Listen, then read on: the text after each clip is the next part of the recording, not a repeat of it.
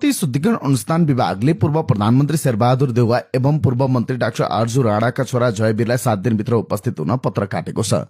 विभागका अनुसन्धान अधिकृतको टोलीले सोमबार बुढा नीलकण्ठ स्थित देउवा निवासको भग्नावशेषमा पुगेर 7 दिनभित्र उपस्थित हुनु भनी म्यादको सूचना टाँसेको हो। त्यसको भोलिपल्ट मंगलबार विभागले गोरखापत्र दैनिकमा त्यही आशयको सूचना जारी गरेको छ।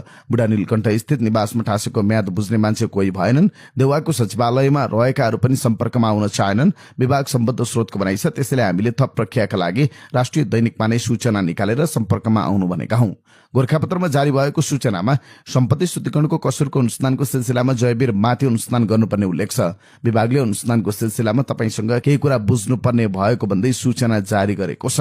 जयवीर विरुद्ध के भेटियो त? अनुसन्धानको क्रममा जयवीरले के अस्वाभाविक सम्पत्ति आर्जन गरेको र उनको कारोबार समेत शंकास्पद देखिएको भन्दै सम्पत्ति शुद्धिकरण अनुसन्धान विभागले उनी माथिको अनुसन्धान अगाडि बढाएको हो।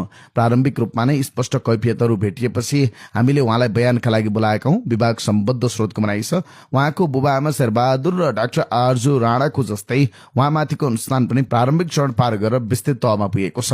विभाग सम्बद्ध स्रोतका अनुसार देउवा परिवारका सदस्यको अन्य घटनाहरूमा पनि नाम जोडिएको छ। बिलिङ प्रणालीको नयाँ ठेक्का अगाडि बढाउनु पर्नेमा नेपाल टेलिकमले पुरानै ठेकदारलाई वार्षिक मर्मत सम्मार सम्झौता एनुअल मेन्टेनेन्स कन्ट्र्याक्ट एएमसी का नाममा निरन्तरता दिएको थियो। त्यस क्रममा नेपाल टेलिकमको सञ्चालक समितिका तत्कालीन पदाधिकारी र केही कर्मचारीलाई देउवा परिवारका सदस्यले दबाव दिएको कुरा आएको थियो। घटनामा टेलिकमका अध्यक्ष समेत रहेका तत्कालीन सञ्चार सचिव डाक्टर वैकुण्ठ अर्याल समेत मुछिएका थिए। त्यस सम्बन्धी केही विस्तृत विवरण र टेलिकमका तत्कालीन प्रबन्ध निर्देशक सुनिल पौडेलको अडियो सहितको उजुरी अख्तियारमा परे पनि अनुसन्धान हुन सकेको थिएन। अख्तियारले टेलिकमको बिलिङ प्रणालीको अनियमिततामा कर्मचारीलाई मुद्दा चलाए पनि सञ्चालक समितिका पदाधिकारीलाई दायरा बाहिर राखेको थियो।